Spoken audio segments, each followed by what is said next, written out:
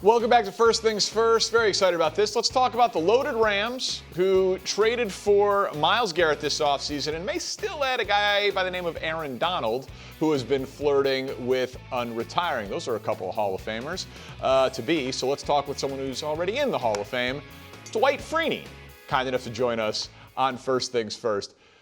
Dwight, I appreciate you joining us very much. You know a little something about rushing from the edge. I'm curious what it would do for a guy like Myles Garrett to be paired with a guy like Aaron Donald, and I feel like you have unique insight that you could lend to this particular conversation, sir.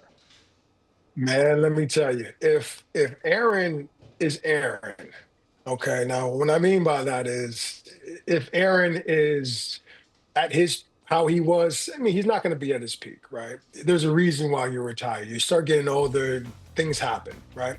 But if he is any part of that Aaron that we remember, oh, it's going to be a problem because you have the interior pressure. You can't have quarterback step up. And you obviously have Myles Garrett at the peak of his game coming on the edge. You could put Aaron on the other side. You got to figure out where you're going to slide the protection.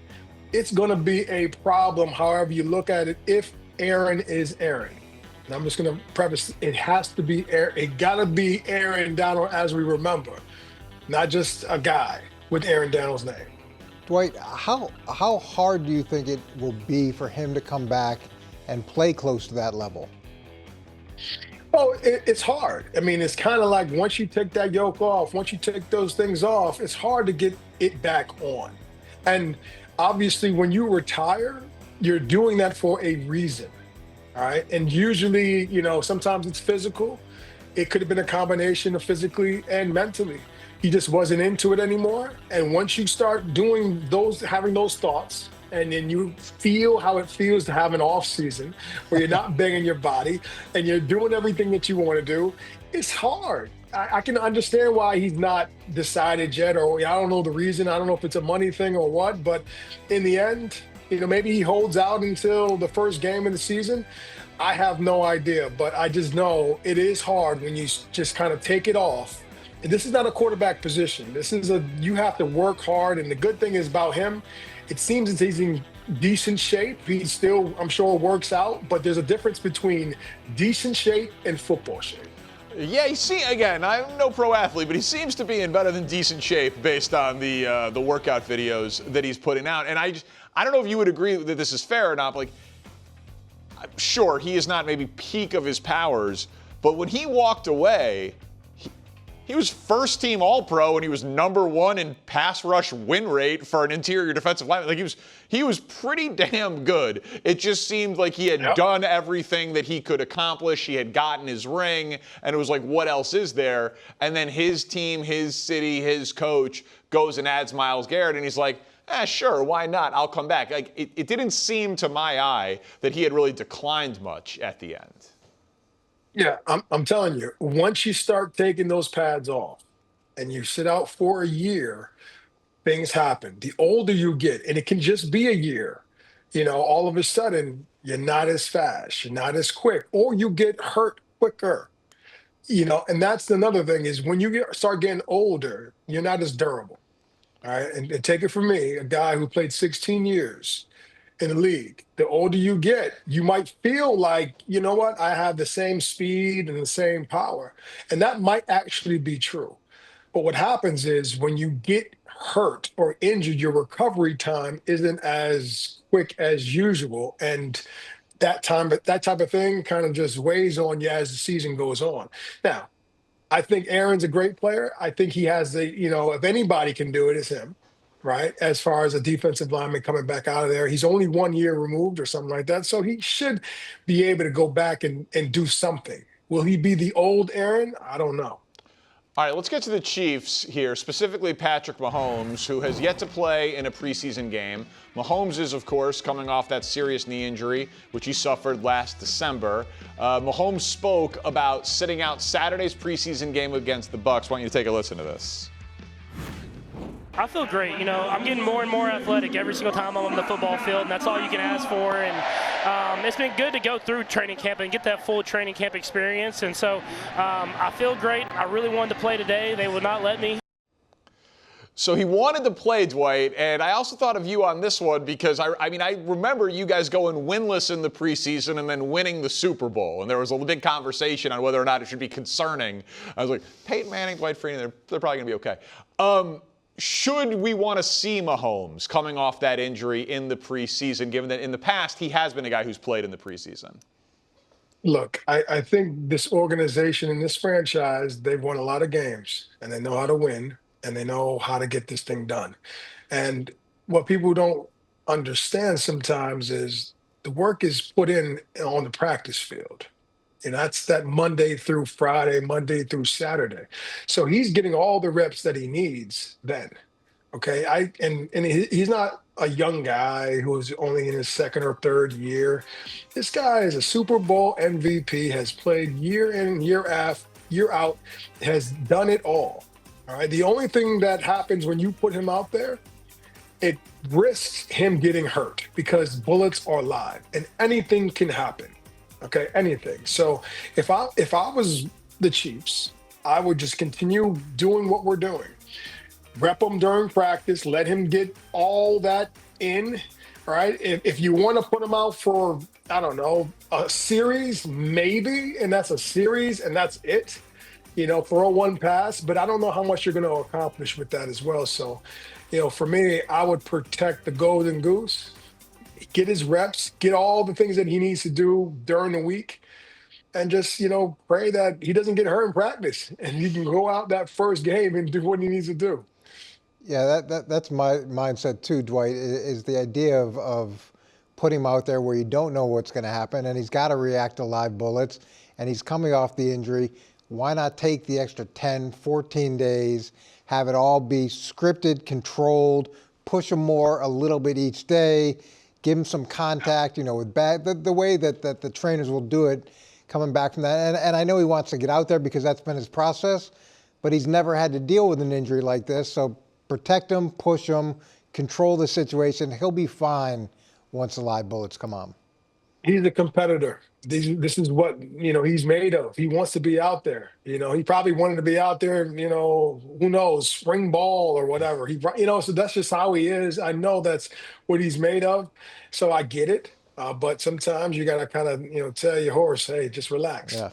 All right, now we put this one in here for you, Dwight. We see the Colts helmet over your shoulder. They started off last year. They were honestly one of the biggest stories of the season the first half. They went 7-1 out of the gate. Then they proceeded to lose 8 of their final 9 games. Of course, Daniel Jones rupturing his Achilles, a huge part of the reason why. I know you have been talking about the Colts as being a sleeper team. Why should we believe? Make the case for the Colts as the sleeper team this year. Well, look, I think if you are a person who's not really paying attention, you would look at their record and say, oh man, here they were 8-9 or something like that last year. And we're just going to gloss over them, but people forget what they did the first 8 weeks. They were the best team in the National Football League. And that does not happen by accident. All right. That is, them taking what, the coach Steichen installed and with the new offense with Daniel Jones seriously. And they went out there and it was the most efficient, prolific offense we have seen in a very long time in Indianapolis. Now, the question is for me is how is the defense going to do? I know from a run perspective, they're going to do well. All right, because run, is really blue collar. You have your gap responsibilities, and you're in the second year of your coordinator being there, and all of that's going to fit. But how are they going to adjust versus the pass? Because they weren't great defensively against the pass. Obviously, they have addition with Sauce Gardner at corner, so that's going to help, right? I think they're going to be good from, I guess, the DB perspective, the safety perspective. But what are they going to do underneath? I got to see some more from the defensive line and get some pressure, but being whatever they were ranked last year, 28th or 29th, or I think even 30th in the NFL against the pass is not going to get it done. But outside of that, I think they have a real chance of being that sleeper team. Is there anything that they did this offseason, whether it's a draft or free agency, that gets you really excited? Is there one move or a couple moves or things that you've heard that gets you really excited about this team this year? Really, to be quite honest with you, the biggest thing is Daniel getting back healthy. This team with Shane Steichen at the helm, right? And he understands how, you've seen what happened, last year. Everybody was looking at Daniel like, who are you? What is going on? Like, we don't remember this guy. And there's a reason for that. And I think Shane has that offensive humming. Obviously, you have one of the best running backs in the league in Taylor. So that combination, I think they're going to be good. They spread the ball a lot too. You have Warren at tight end. You have a lot of different, they're not like one of these teams where we're going here with the ball and that's it. So then you can kind of, shift your defense there. Everyone gets love. And that's the great part about Shane's offense. So for me, the biggest thing in the offseason is really just having Daniel back and Daniel being Daniel. And obviously you got, Sauce on the other side. Hopefully he's healthy this year. He can go out and dominate that side of the ball the way he has his entire career. I know he's a young guy, but he's done great. So I honestly believe that, the keys and everything is focused more on that offense, Daniel, and hopefully they can get some pressure up front. All right, now, Dwight, we're talking about Aaron Donald's making a comeback. It's in vogue. Phillip Rivers made a comeback. Guys are leaving the NFL and going back to college. Oh, yeah. Syracuse football could use you now. Yeah. Our alma mater here could use you. Any thoughts of maybe suiting up for the Orange, suiting up for the Colts, leaving the golf course to the rest of us and getting back out there? Any thoughts? Yeah, that thought came and left as soon as you mentioned it. Okay. Let me tell you something. I love my life right now. I mean, my life is consistent of hit this little white ball and see if it goes where you want it to go. I don't have to go into the cold tub. I don't have to do hyperbaric chambers. I got to do anything. I just go and hit the ball and get frustrated that it doesn't go where I need it to go. So I've done my job. Now listen, if you want me out there for one play, I got you. Okay. You want me if it's third down and long, but don't ask me for two. We got to get off the field after that one. He's got one last third and long in him. I respect it. And Hall of Famers are just like us. We just want that little white ball to go in the hole. Dwight, thank you so much for joining us, man. We really enjoyed it. Thank you, sir. Dwight. No problem. You guys take care. All right, we're headed back to Cleveland, where Deshaun Watson has been named the starting quarterback over Shedeur Sanders. Yesterday, head coach Todd Monken revealed how Shedeur reacted to the news of being named the backup quarterback. Take a listen to Todd Monken. We met this morning for a good long time, and all he had was a smile on his face because he understands what really is in front of him, not really a short-term, maybe long-term decision. I mean, this is like a player, like he's going to work his butt off to get better, and he has already. All right, Coach, could this actually be good for Shedeur's career? Yeah, it could be really good for Shedeur's career. I don't know what that's going to look like, but he's going to play the season. There's no doubt in my mind that that's going to happen. He's probably going to take over for a very unpopular player, and depending on, unless Deshaun has a major resurgence, he's probably going to take over with a very low bar to surpass. So the most popular position on a team, especially when you're losing, is the backup quarterback. Cleveland already really likes Shedeur and is cheering for Shedeur. We've seen the issues that Deshaun's had with the crowd. So whenever he replaces Deshaun, which is almost an inevitability, it's going to be a really positive reception, and hopefully he can take advantage of it when he does. I'm not sure good's the right way to frame it, but he's going to be a hero when he plays. I'll tell you that. I mean, Deshaun Watson the fans are booing him in the preseason endlessly. You think it's going to stop in week 3 and 4 and 5? It's never going to stop all season. Now, if he turns into the 2020 Watson, who's a Pro Bowl caliber quarterback, it will stop, but we don't see that happen, right? We all agree that that's not going to happen. So when Shedeur does get to play, he will get a hero's welcome. Now the question becomes, like, is he good enough to eventually become a starter long-term in Cleveland or anywhere else? Look, if you give him 8, 10, 12 games, could he get there potentially? And, some of the things that I see out of him, just he needs reps, right? Like the timing. He needs to throw the ball a little quicker, a little crisper, and those just come with reps, I believe, to get better at those things. So, I don't know if it's good, but but he'll come back. He's going to get the biggest standing ovation the first time he comes on the field this season at home. Whether it's a starting quarterback, as a backup, guy gets hurt, no louder cheer the entire season than for Shedeur Sanders when he gets to play this year. I wish I could have heard Todd Monken's conversation with him. I've never told a quarterback that he's not starting where he left all smiles. So he must have had an incredible speech to be able to deliver that news and have the player leave and be like, well, that's exciting. So I don't know. Like Shedeur, I don't know him. I've never spoken to him. Yeah. Like that interview he did on the sideline with the Browns preseason broadcast sideline reporter, it was like genuinely adorable. Like as weird as it is to describe something that way, like he was so positive and so cheery and so present and like seemingly at peace with whatever would happen. If that is genuinely him, and again, I don't know, it did seem like a person who was totally okay with whatever outcome came of this competition, almost like he was expecting to be named the backup, and if that was going to be happening, he's like, I'll talk to God and my time will come and I will be patient. Like he was saying all of the right things that it did strike me as endearing. And yeah, I agree, Coach. Like to your point, they say you don't want to be the guy who follows the guy. You want to be the guy who follows the guy who follows the guy.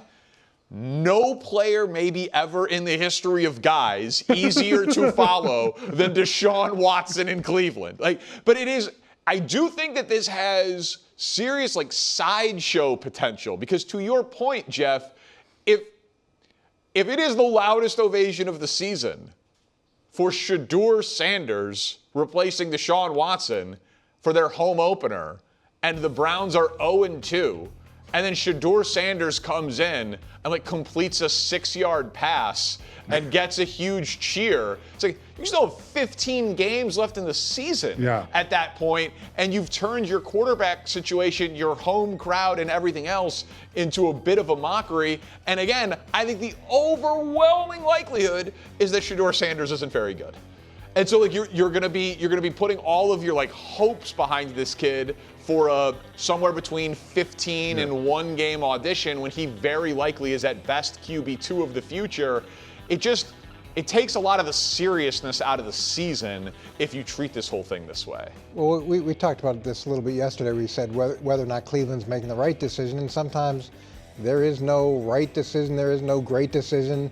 There's just a bunch of questions, and right now Cleveland has a lot of questions at quarterback, and they're going to have to work through this and get the answers. And for Shedeur, the reason you could be happy is as difficult as the draft process was from where he was expected to go to where he went to a team where he's going to get this opportunity, and like you said, he's going to follow a guy that's pretty easy to follow. Look, Danny, this whole situation is odd, right? Because he's a 5th-round pick. Indiana's a 5th-round pick. I don't remember this being the case for Cousins as a 4th-round pick, right? Or because he got to play a lot early on, or even Dak, when Dak got a chance to play. I don't remember this hoopla around him. He's a 5th-round pick in the end, right? So this whole situation is odd where we're sort of, not we, the three of us, but people are treating him like he's a 1st-round pick and getting screwed in this instance where he's not. He's a 5th-round pick. This is the process that happens with 5th-round picks. And look, we talked about this last week. There's just not a lot of history of guys in his position becoming franchise quarterbacks in the end. Could he get there with more reps? I think so, but I'm sort of with you. I don't think that's going to happen during his career. I also don't buy that the Browns are starting Watson for 2 games because it's really hard to start the year and playing Sanders. I think they genuinely want Watson to play well. I've said from the beginning that they want him to be the starter with the reps they've given him, the way they talked about him. He got the first reps in the first preseason game and the joint practice. They put Sanders in, right, to start in preseason game 2 with almost no starters. With Sanders, they put the starters in with him. I mean, with Watson. So from the beginning, I think Sanders has known he wasn't going to start. So it probably wasn't a shock to him to have this conversation with the coach. And he'll play. I would imagine he plays, 8 to 12 games, somewhere around there. And he'll be what I think he was last season. Yeah, those comps that you mentioned are obviously fair because of where they were picked in the draft. But the hype of Shedeur was he could be the number 1 pick in the draft, and he fell, right? And then I was thinking back to both of those examples. Like Kirk Cousins, he was drafted in the same draft as RG3, right? Like almost like an insurance policy. So that was a weird one from jump. And then Dak, he replaced Romo, who was injured, and then he just didn't lose. He didn't throw any interceptions, and he didn't lose. And those of us that were like real Romo fans and Romo believers was like, oh man, Romo would have done the exact same thing in terms of the winning that Dak was doing, but you just couldn't sit the hot hand. It's very unlikely that Shedeur Sanders is going to be the hot hand in this scenario, given what he has with his own physical limitations and the limitations of the Browns. Even if I do think the Browns roster is getting better, it's not ready to win right now. I think a really interesting question is, if Shedeur does play early, does he eventually get replaced by Dylan Gabriel? Is this a 3-quarterback season for Cleveland, or once they go to Shedeur, are they gonna ride it out regardless of how good or bad it is, and just say it's either one or the other, and these are the 2 we're going to go to? Or Dylan Gabriel was a 3rd-round draft pick, and there's been some encouraging things at least said by the coaching staff about him. Is that where this eventually goes as the season goes on? You know, Dylan Gabriel, one second, Jeff. The more you think about it, Dylan Gabriel is one of the more nonsensical draft picks that I've ever seen in the NFL. Like, you were willing to use a pick on Shedeur Sanders, but your team wasn't ready to play a young quarterback, but you used 2 mid to late round picks on quarterbacks, but then you are playing the later picked quarterback over the middle round pick quarterback, but now neither of them have a real chance of winning your job, and you're going to draft a quarterback next year. Like, just talk about wasted draft capital. Well, I think one was a football pick and one was an ownership pick.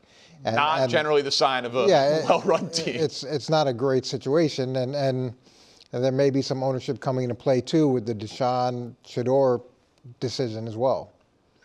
Yeah, the Gabriel pick makes no sense. Anything that made sense at the time. I didn't see him as a 3rd-round pick, and I don't see him as a player that they consider to be a viable backup. I know Todd Monken said he's going to play in a 3rd preseason game, so Sanders and Watson, I believe, are both sitting in that game. And then Gabriel's going to play. I mean, he's not going to play this year, I think, for skill. I'm not sure any point this year that he'll get in there because Sanders has been too bad and Watson's been too bad. I think he's sort of forgotten about. I wouldn't be surprised if he plays poorly in this game. Is he on the roster? He has no connection to Todd Monken whatsoever. There's no reason for him to stay on the roster if they have no connection. I could see him going to get someone that he might know a little bit better. It just seems like, to your point, Danny, like it didn't make sense at the time, in my opinion. It makes no sense now at all for him to be on that roster. He's not going to play at all. And I will say, I watched that Todd Monken press conference. The most effusive he was in his praise was about Shedeur Sanders. Like, it's a very weird situation in Cleveland. So, as the world turns, quarterback soap opera edition, it's the Cleveland season. Thanks for watching. Subscribe here to get more from the show and to check out clips from other shows on FS1.